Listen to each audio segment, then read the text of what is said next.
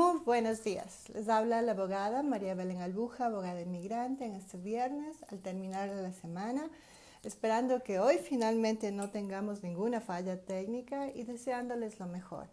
Como siempre, en este programa lo que queremos hacer es compartir un poquito de información legal, general, que ayude a alguna persona cuando usted se reúne este fin de semana en familia a disfrutar el verano aquí en Estados Unidos y le dé la información para calmar un poco la ansiedad de nuestra comunidad. Y también, como siempre, debido a que yo también soy inmigrante, hablaré de algunos puntos prácticos que usted puede tomar en su vida. Así que le agradezco desde ahora por unirse a este programa. Muchos saludos a Francisco Pineda.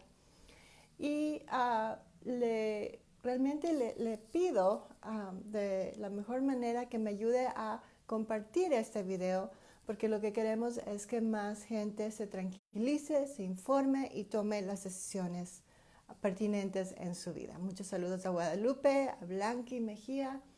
Y vamos a comenzar esta horita de la mañana antes de comenzar a trabajar normalmente en consulta, hablando de dos cosas.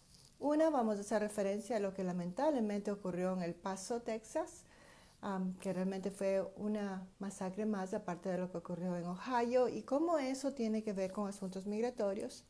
Y también vamos a hablar de lo que pasó en Mississippi con respecto a las redadas. Así que vamos a hablar de esas dos noticias importantes de migración, vamos a ver cómo es que nos afecta a la comunidad hispana y después de eso voy a pedirles que dejen un poquito la timidez a un lado. Cuando hablamos por Facebook dejamos la timidez, me incluyo, y en ese momento conversamos y hablamos de manera general de algún caso y le informamos para que usted pueda tomar la mejor decisión.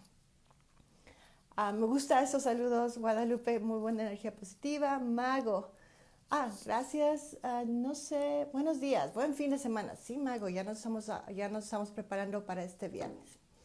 Comencemos.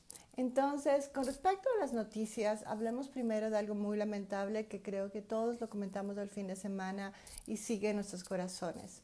El asunto de masacres y asesinatos sin pena ni gloria, sin ninguna razón, de personas que odian de alguna manera a la gente, a los seres humanos, porque realmente, aunque en El Paso, Texas, el 85% de la población es latina, también se dio en Ohio y es gente que está mentalmente mal y que por eso comete estos asesinatos atroces.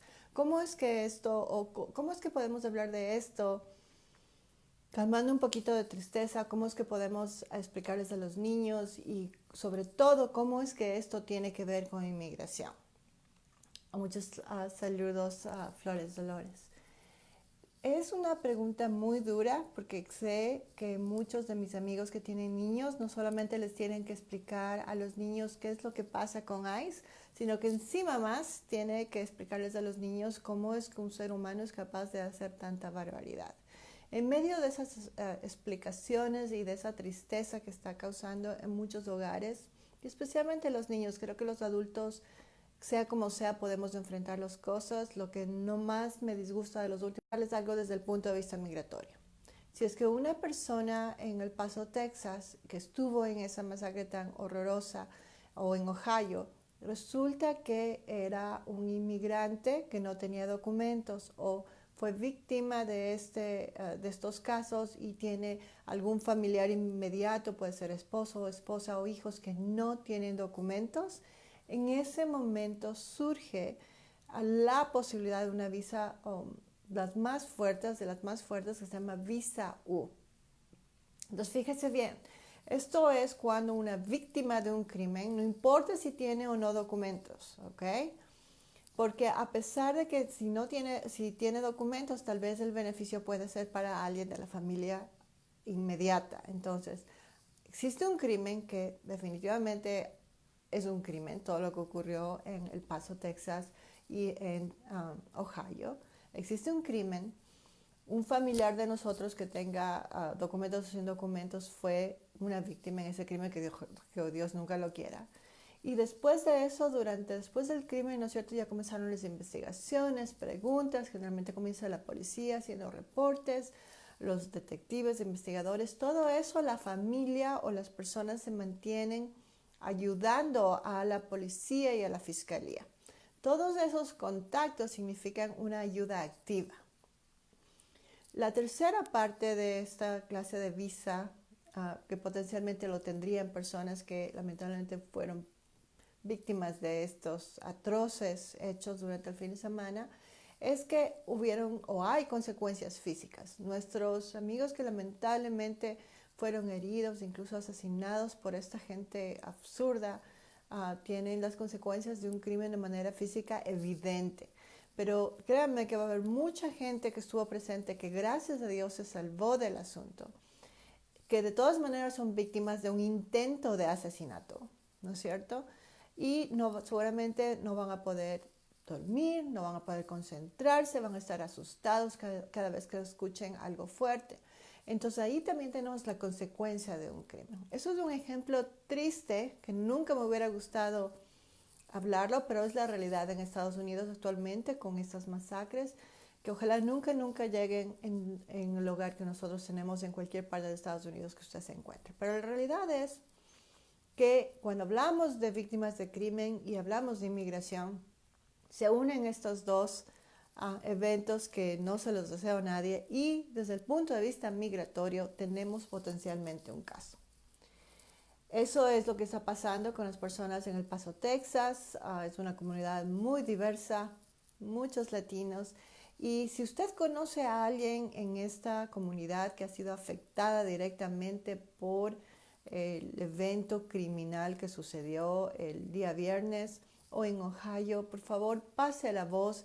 Esas personas potencialmente tienen un caso de visa U, que si bien son largos, son bastante generosos, y sobre todo después de algo tan patético, tal vez ver algo que por lo menos calme un poquito la ansiedad migratoria de esas familias. Si es que usted conoce a alguien en El Paso, Texas específicamente, mucho ojo, porque yo compartí el día de ayer un Facebook Live del abogado Rubén Reyes, que es magnífico.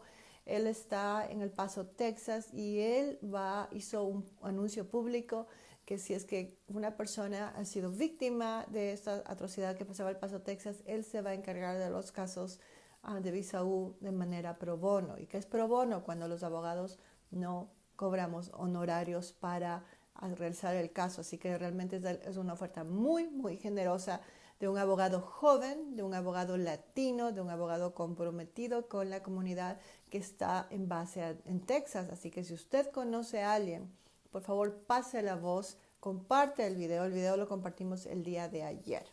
¿Ok? Entonces eso con respecto a las posibilidades de una visa humanitaria que tiene tonos humanitarios, que se llama visa U. Uy, se me va a caer todo esto. Y que, déjenme le pongo bien antes de hacer barbaridades aquí. Y que permite que las personas tengan una opción a una visa que, si bien el trámite es bastante largo, sí le puede dar un estatus migratorio. Recuerde, la víctima no tiene necesariamente que ser la persona que no tiene documentos. La víctima puede ser un hijo o un esposo, y a su vez dar el beneficio a un familiar inmediato que no tiene documentos. Así que seguimos con las noticias. Recuerde, si es que nos acaba de venir con nosotros, muchas gracias por estar este día tomando un cafecito antes de comenzar consulta. Acabamos de hablar de cómo se cruzan las noticias tristes. El asunto del Paso, Texas fue nefasto. Acabo de hablar un poquito de lo que es visa U, y también recordarles que si tienen amigos en El Paso, Texas, por favor compartan este video, y compartan sobre todo el video del día de ayer, donde aparece el abogado Rubén Reyes, que es latino, que está ofreciendo servicios sin honorarios para atender esos casos de visa U en El Paso, Texas. Muchos saludos a Tere, le mando un abrazote. Pronto le tengo que ver porque si no, nos va a dar algo aquí. Muchos saludos a Angélica, y seguimos compartiendo esta información. Ahora voy a hablar de lo que pasó con las redadas en Mississippi, y después de eso voy a esperar que todos dejemos un poquito la timidez y comenzamos a hablar juntos sobre preguntas y dudas de asuntos migratorios. Lo que pasó en Mississippi es una redada bastante fuerte. Realmente tengo entendido que las cifras alcanzan a 600 personas o más, y que no solamente incluye la detención de 600 personas, sino también la investigación de 7 sitios de trabajo, lo cual generalmente a esa escala no se ha visto o no se ve tan a menudo. Entonces, volvamos al tema de las redadas que nos tiene un poquito con los pelos de punta. Déjenme explicarle.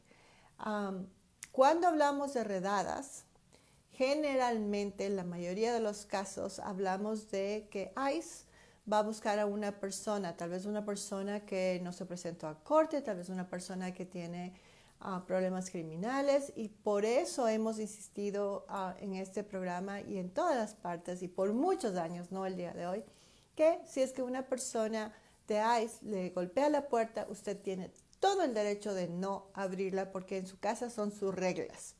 La única posibilidad de que usted tenga o esté obligado a abrir esa puerta es si es que el oficial de ICE le pasa por debajo de la puerta un documento firmado y sellado por un juez, que es una orden de cateo.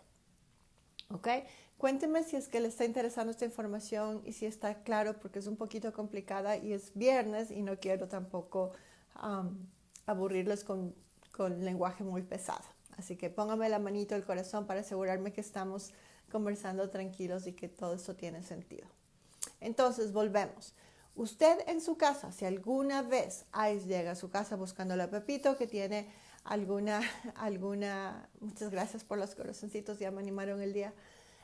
Si es que usted en su caso va a ICE y golpea la puerta, usted no me abre la puerta porque no tienen orden de cateo. Y ahí la pregunta del millón es, ¿cómo así ICE sí pudo entrar no solamente a un lugar, sino a 7 lugares de trabajo al mismo tiempo? La realidad es que lo que pasó es a una escala mayor y ICE realmente no solamente está investigando a las personas que no tienen documentos, sino algo que normalmente se hace específicamente cuando hay una investigación legal en contra de empleadores. Entonces, mucho ojo, porque los empleadores que a sabiendas contratan a personas sin documentos, en ese momento ellos también pueden enfrentar cargos criminales e incluso federales.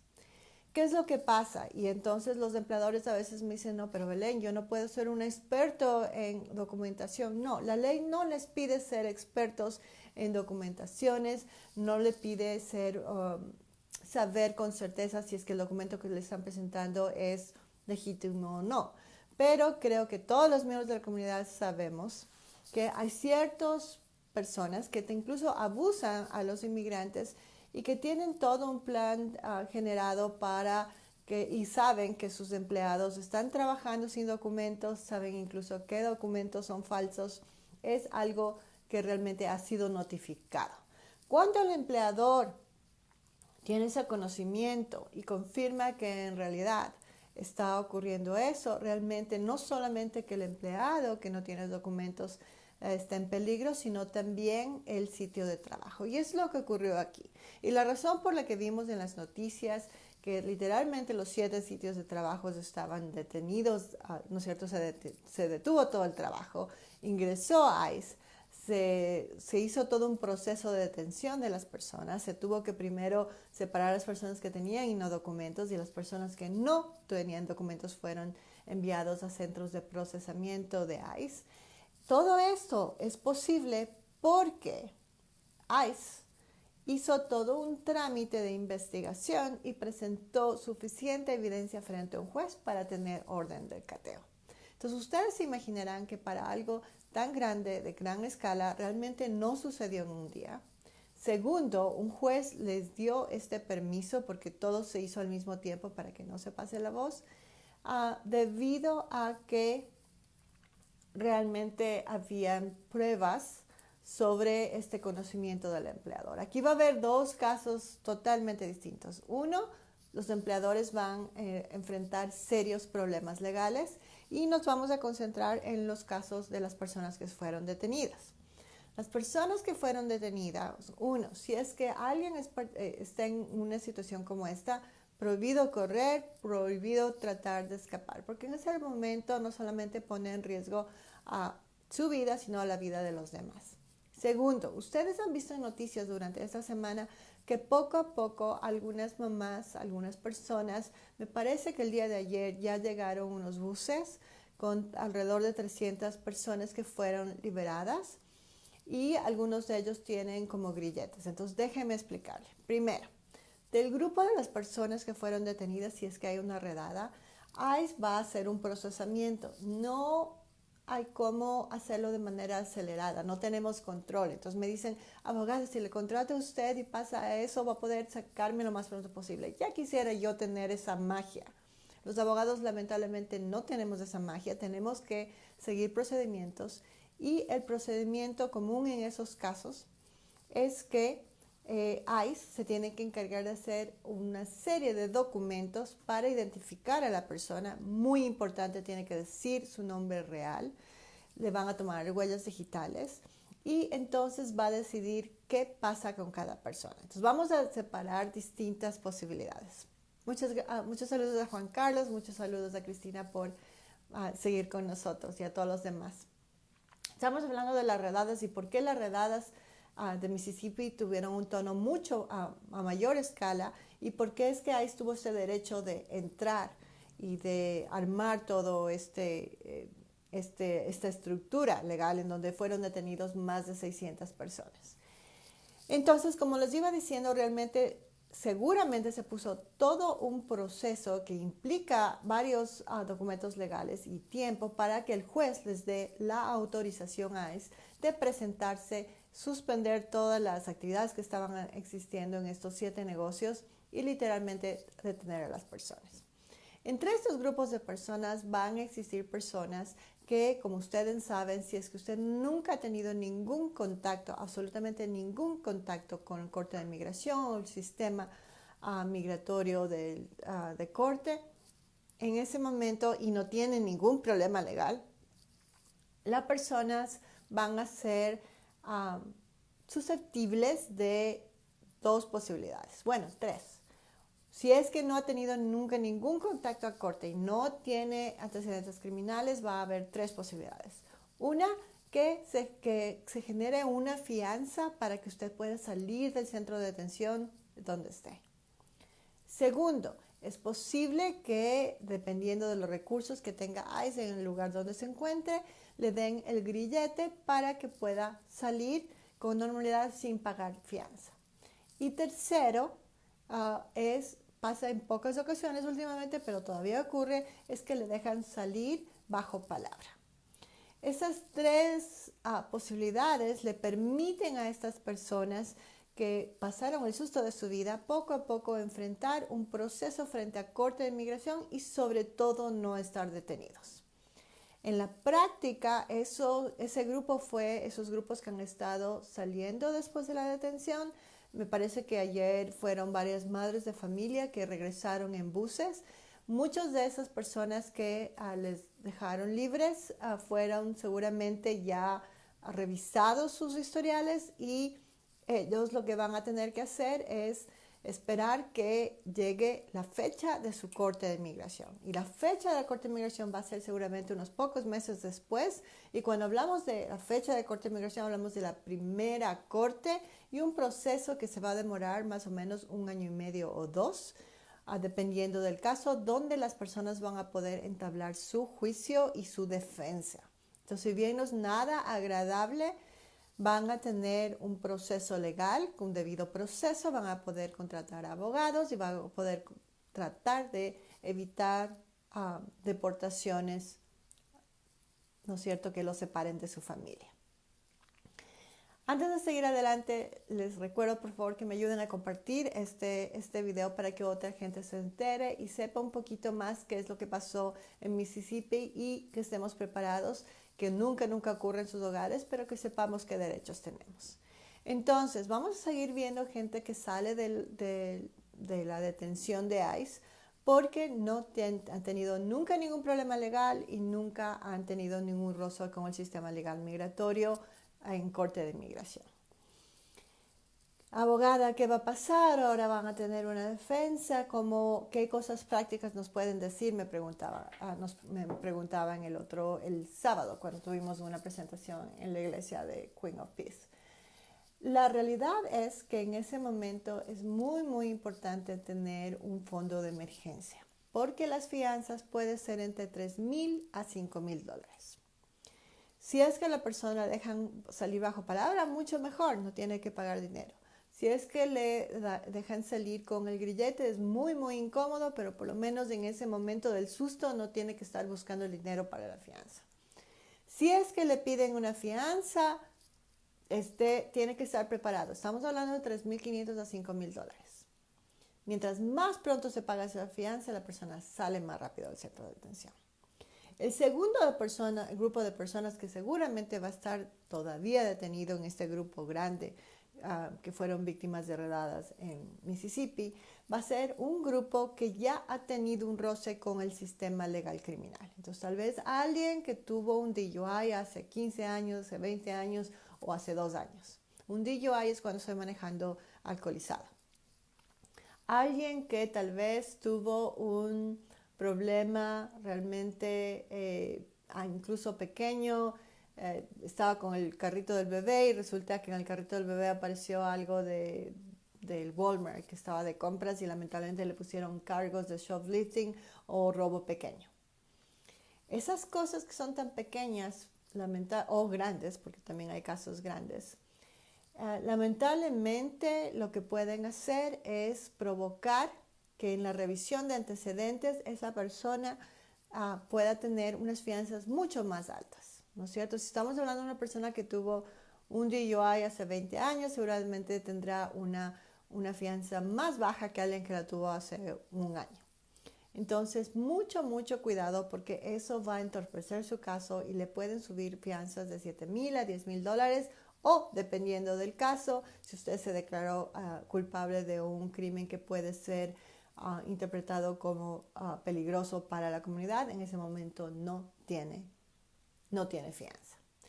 Este grupo de personas que van a pagar fianzas más altas, sí van a salir, pero se van a demorar más tiempo. Los que lamentablemente tienen crímenes muy fuertes que fueron, no importa que los haya pagado, porque somos inmigrantes, no les importa inmigración eso, lamentablemente pueden ser detenidos y lo que ocurre en estos casos, sea que pague la fianza o sea que siga detenido, es que va a enfrentar la Corte de Inmigración mientras está detenido. Cuando una persona no puede pagar fianza o tiene que enfrentar una Corte de Inmigración mientras está detenido, la ventaja y la desventaja es el tiempo. Si usted está fuera del centro de detención, va a tener más tiempo, más tranquilidad para por lo menos consultar a 2 abogados, saber cuál es su defensa, prepararse anímicamente, emocionalmente e incluso financieramente para lo que viene. Mientras una persona en detención tiene que enfrentar eso de una manera mucho más rápida y en ese momento estamos hablando de menos de un año, en donde seguramente las audiencias serán cortas, entre 3 y 2 meses, dependiendo de qué tan llenos estén los centros de detención.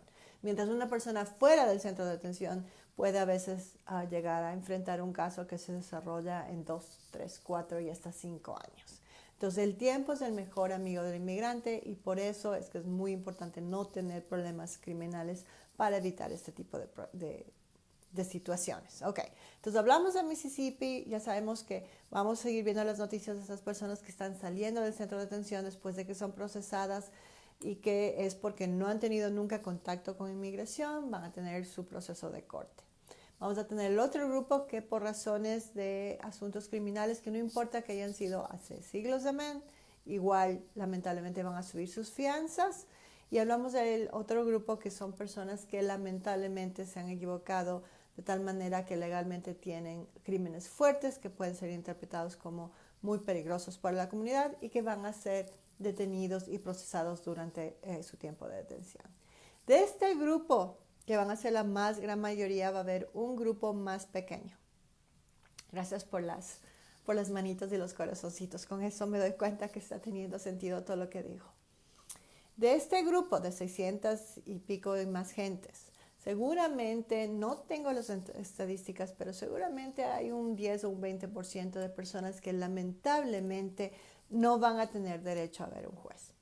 Las personas que no van a tener derecho a ver un juez son las personas que lamentablemente ya fueron deportadas anteriormente y regresaron.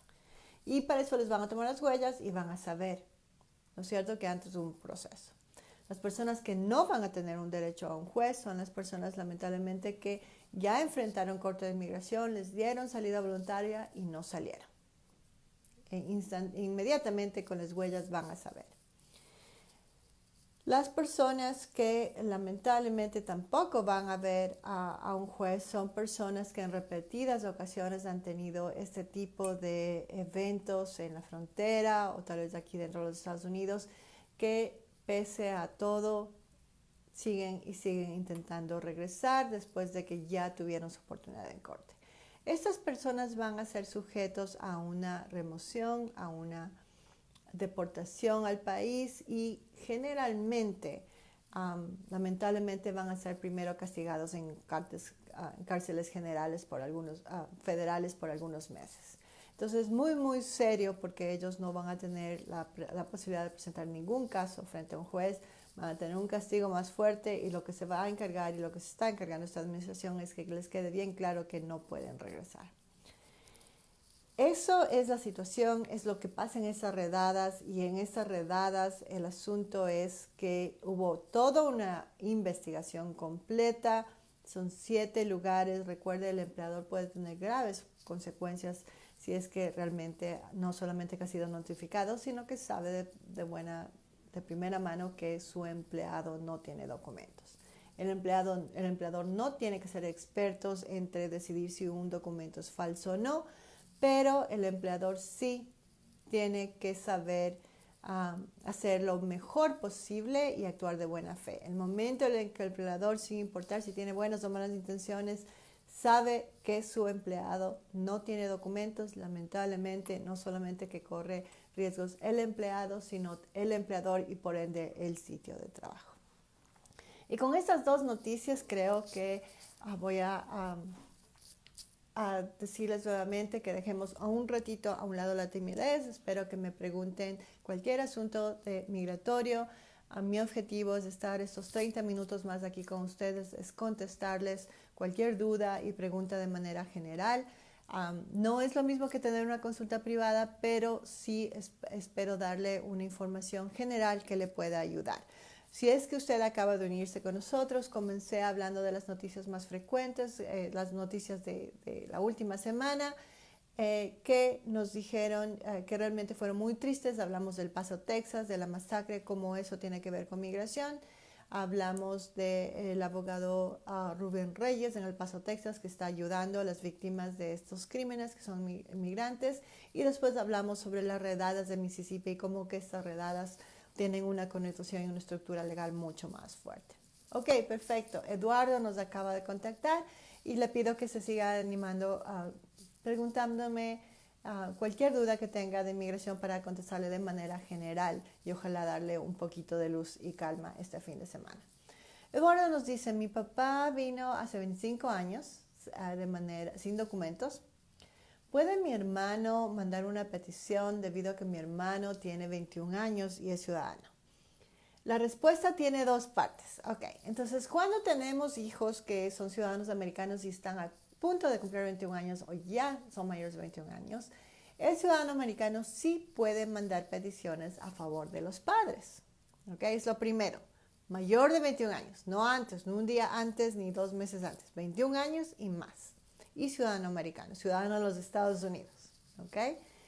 Después de eso, para saber si es que ese proceso va a tener un final feliz, se necesita que el papá o la mamá que entró sin documentos tenga una consulta legal. Porque dependiendo nos está diciendo en este caso que entró sin documentos del papá, dependiendo de la entrada y en general, las personas que entraron sin documentos van a necesitar un paso extra para poder ser residentes, que se llama perdón provisional. Además que cuando entro sin documentos, por lo general, hay ciertas excepciones, termino con una entrevista en Ciudad Juárez o en San Salvador o en Lima, dependiendo de qué país es usted. Y en ese momento lo que ocurre es que queremos que sea un buen caso, no solamente que lo comience el hijo americano, sino que lo termine bien. Y por eso es indispensable revisar muy, muy bien con lupa esa historia migratoria de su papá. Le deseo lo mejor del mundo, espero que se pueda hacer el caso de Eduardo, pero realmente sus papás tienen que poner manos a la obra, tienen que escribir todos los datos de cómo entraron, cuándo entraron y tienen que tener una consulta migratoria para asegurarse no solamente que se comience el caso, sino que se termina de la mejor manera. Y ojo, si es que alguien les ha mandado alguna petición antes, eso también es importante porque por ahí está dentro de alguna excepción. Espero que esta información le haya ayudado. Ok, vamos a Dani.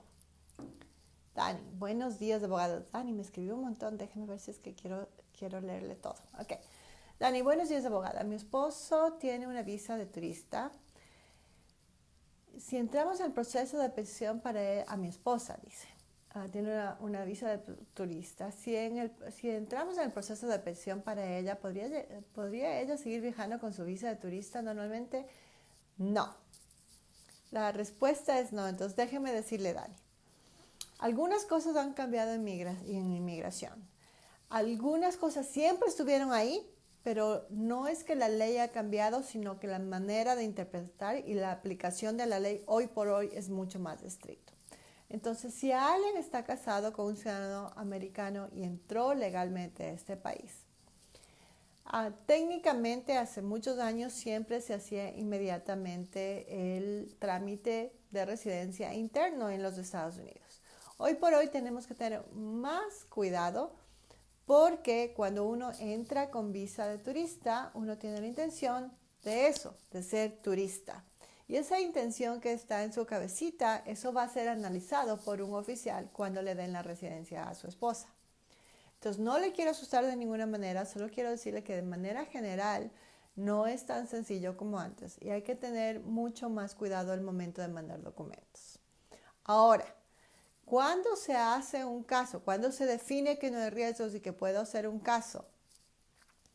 Y decido hacer el caso dentro de los Estados Unidos, siempre y cuando la persona no ha tenido acumulación de presencia sin documentos, se puede pedir un documento de viaje para que su esposa esté entrando y saliendo. No sé cuál es el caso suyo porque necesitaría saber más información de entradas y salidas, pero generalmente eso se hace. A veces los residentes tienen que de todas maneras seguir optar por la otra solución, que es hacer un proceso de residencia con la entrevista en el país de origen. Entonces es muy, muy sutil y depende de la vida que ustedes tengan, depende de los trabajos que ustedes tengan para determinar cuál es el mejor caso específico. Realmente necesito una consulta con su esposa.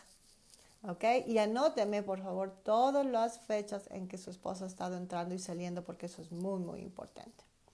Ok, Dani, le deseo lo mejor del mundo. Espero que eso le haya podido ayudar. Ana, gracias por los comentarios. Por favor, anótense unos corazoncitos. No puedo yo ponerlos desde aquí, pero de esa manera creo que nos beneficiamos todos. Ana nos dice, ay, Ana, se me fue su comentario. Déjeme volver. ¿De qué nos sirve tener una carta de aceptación en dado caso que se haya... Ok.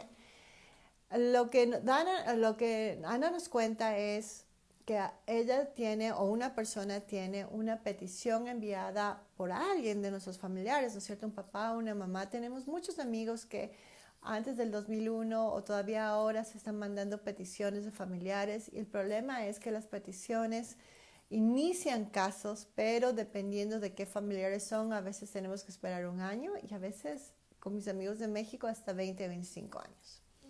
Esa carta de petición, nos dice Ana, tengo una carta de esas peticiones, una prueba de que me mandaron esa petición y sin embargo, ¿de qué me sirve si tengo una redada? Si es que soy víctima de una redada. Ana, la verdad es que ese documento no sirve para detener ICE.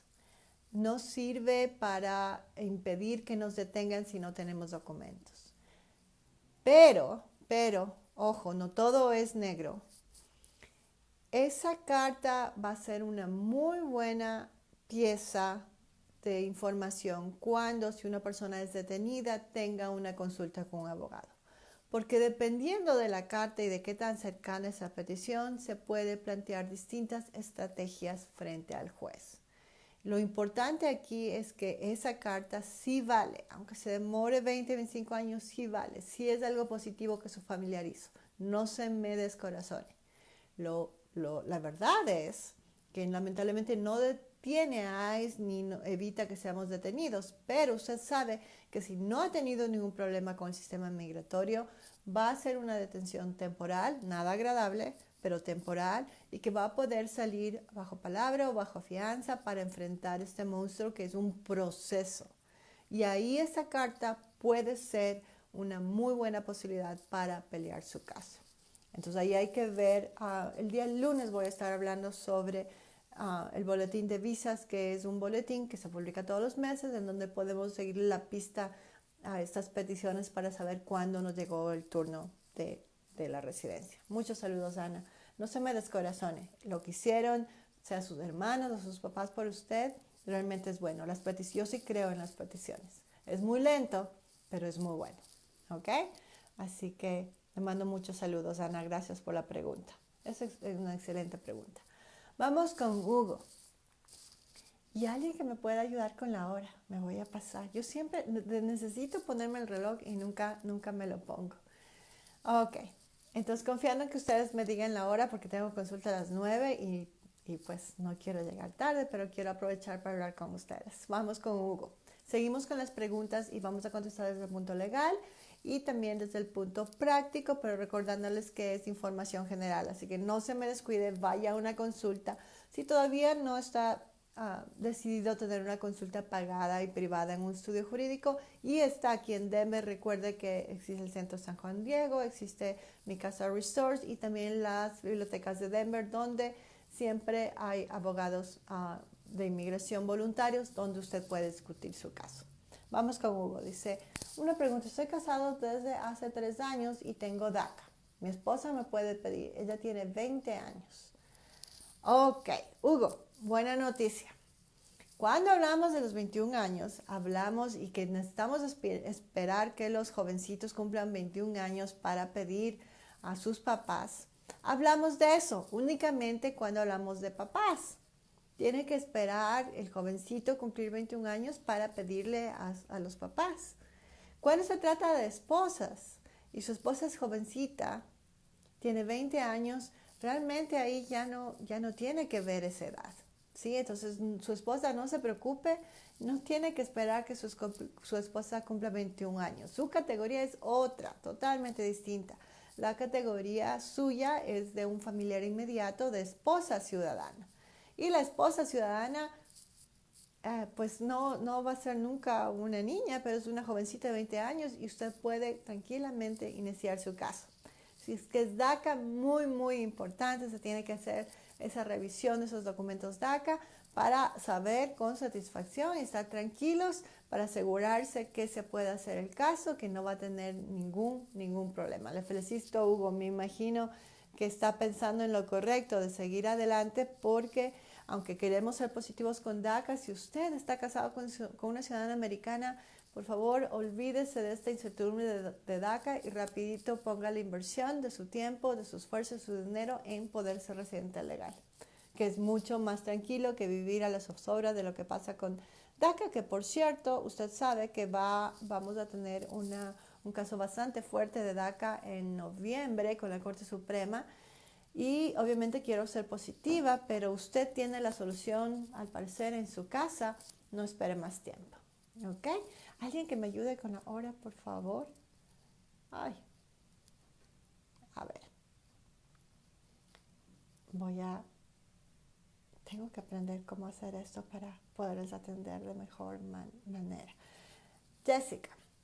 Buenos días, soy del Ecuador. Jessica, ¿cómo está? Ay, se me fue. Somos del mismo país. Se me fue el español un ratito. Soy del Ecuador. Soy F4 con fecha de prioridad noviembre 6. Jessica, qué pena, no tengo el boletín de visas, pero estaré el día lunes hablando sobre esto. Pero déjeme terminar su pregunta.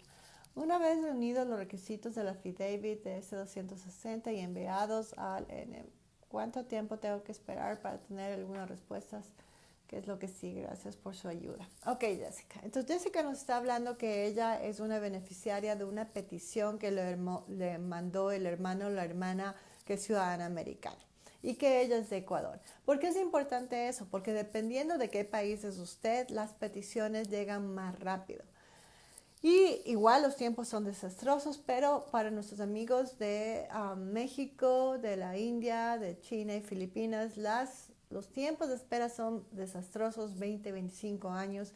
Y nuestros amigos de El Salvador y de los otros países latinos, de El Salvador, de Ecuador, Nicaragua, Honduras, la espera es alrededor de 14 años. Así que en buena hora Jessica nos dice que ya parece que le llegó su turno y está haciendo los trámites correspondientes. Entre esos trámites ya mandó la información financiera y también ya mandó la información relacionada a la residencia en sí. ¿Cuánto tiempo se va a esperar el Centro Nacional de Visas? Pues le recomiendo que tenga paciencia. Lamentablemente no hay un tiempo estricto. El Centro Nacional de Visas generalmente actualmente se está demorando bastante. Lo importante es que en donde esté, si está en Ecuador, avísenos por interno. Le tengo el dato de una excelente abogada de inmigración que trabaja en Ecuador, trabaja en Quito, que le puede ayudar directamente. En estos casos realmente la guerra es de paciencia y de hacer el proceso lo mejor posible porque tienen tanta burocracia que a veces se demoran si es que no se mandan los documentos correspondientes en el tiempo correspondiente. Así que le deseo lo mejor. Es imposible decirle cuánto tiempo se va a demorar, pero ya está casi al final, eso es bueno. Ya esperó lo más. Ahorita tiene que armarse de valor y enfrentar esta burocracia terrible que finalmente le van a dar la entrevista para que ojalá pueda reunirse con su familia pronto aquí en Estados Unidos. Lili de Loera nos escribe, nos dice, buenos días, mi esposo entró con visa de turista, pero no le pidieron permiso, nunca lo agarró. Yo llegué un mes después con visa y permiso de salida en 5 meses. A ver, espérame Lili, que me escribió un poquito larguito y creo que lo voy a leer primero bajito y ahí le contesto. Permiso.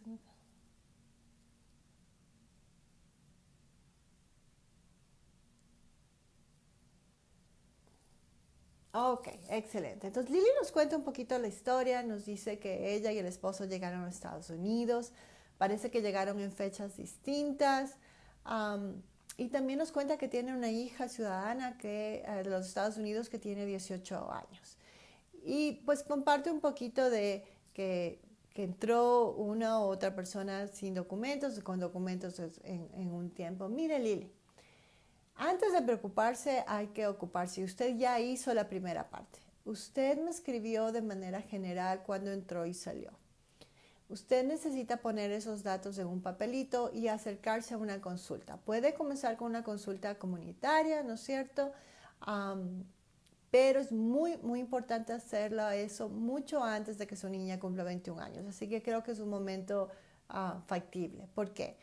Porque dependiendo cuánto tiempo ha pasado, dependiendo de cómo entró y cuándo salió, depende de eso para saber si su trámite no solamente se puede iniciar cuando esa niña tenga 21 años, sino que no tenga problemas. Además, cuando tengo un papá y una mamá con distintas entradas y salidas, a veces tengo que hacer una estrategia familiar y a veces tengo que irme por un caso primero para que el otro sea posible.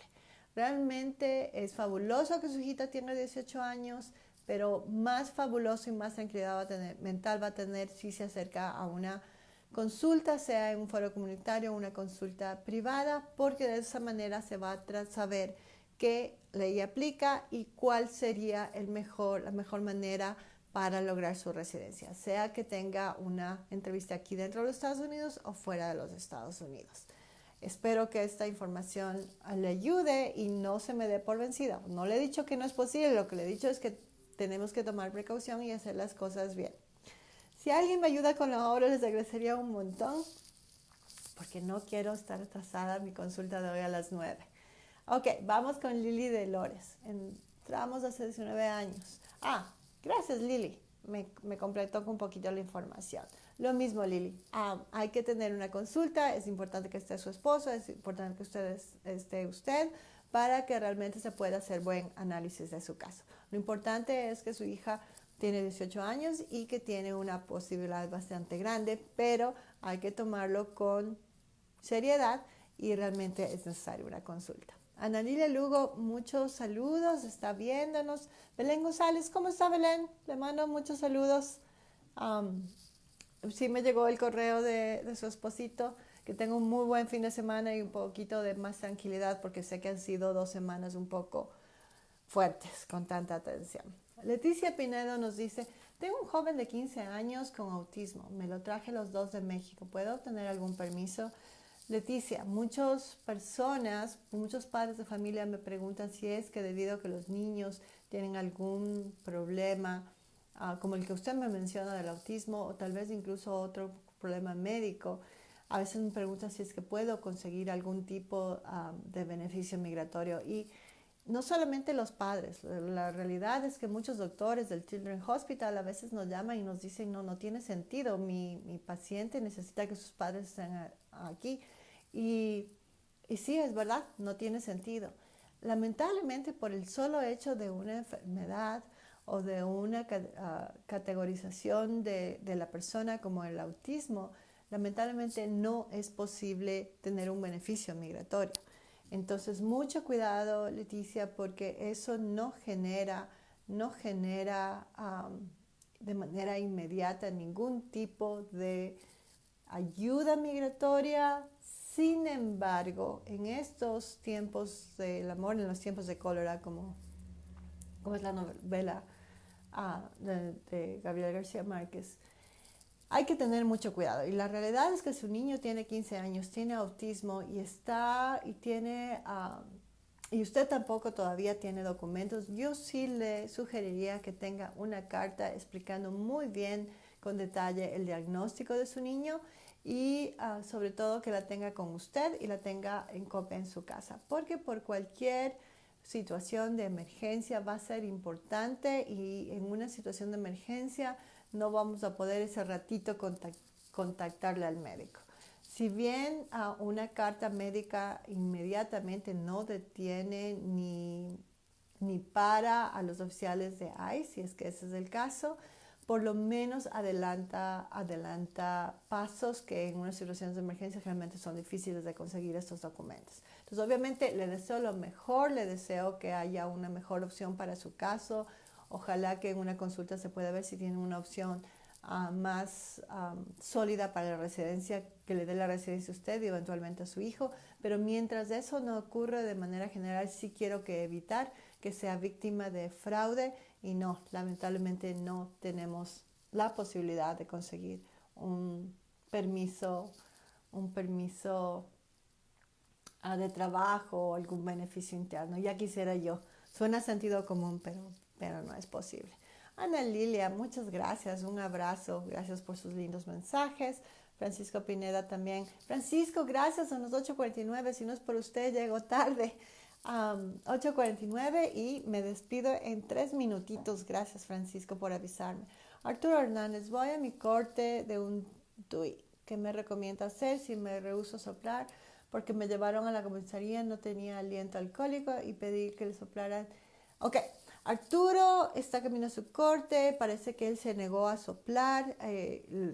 Cuando uno sopla, en ese momento le miden cuánto tiene de grado alcohólico o no, pero uno tiene el derecho a negarse a eso. Arturo, le voy a pedir que me llame a mi oficina y que hable con Mary y le pida a Mary el nombre de un abogado que se encargue de estos trámites.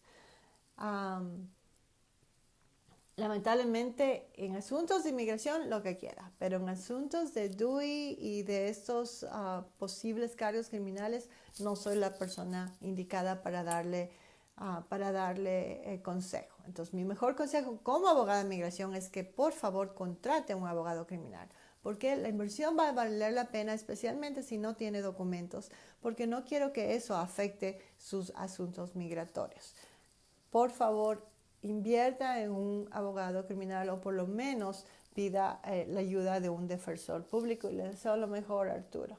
Belén, saludos, buen fin de semana en Glenwood Spring. Francisco, le agradezco muchísimo, nos está diciendo que son las 8:54. Lili de Lorea, muchas gracias. Un número de teléfono, please. Lili, yo debería saberme mi número de teléfono. Sabe que soy una vergüenza, no me lo sé, pero lo puede encontrar en mi página de Facebook. Ahí va a encontrar la información de Facebook de la oficina y va a poder claramente ver mi número de teléfono. Algún día debería aprendérmelo. Por ahí trato de compartirlo más tarde por este medio. Alexandra Sánchez nos está viendo. George, ¿cómo le va? Espero que ya mejor.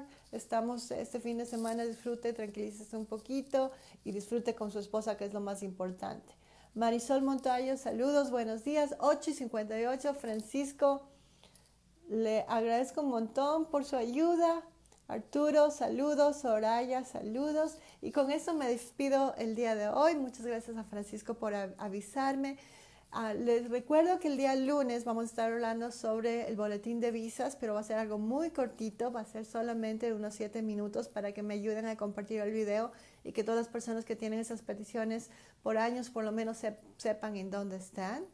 Y como siempre, el siguiente viernes estaré aquí en este pedacito de tiempo que le robamos en la vida para hablar sobre asuntos migratorios, para hablar sobre asuntos prácticos y para que ojalá tranquilicemos a alguien que está con mucho miedo, con tantas noticias. Todavía hay esperanza, todavía las cosas pueden cambiar. Tony, ya son las 9 y me despido. Que tengan un excelente fin de semana. Si están aquí en Colorado, que aproveche este clima maravilloso. Y si nos está viendo en otra parte del mundo, le agradezco muchísimo, le deseo lo mejor y recuerde que el viaje en los Estados Unidos haya valido la pena. Bye.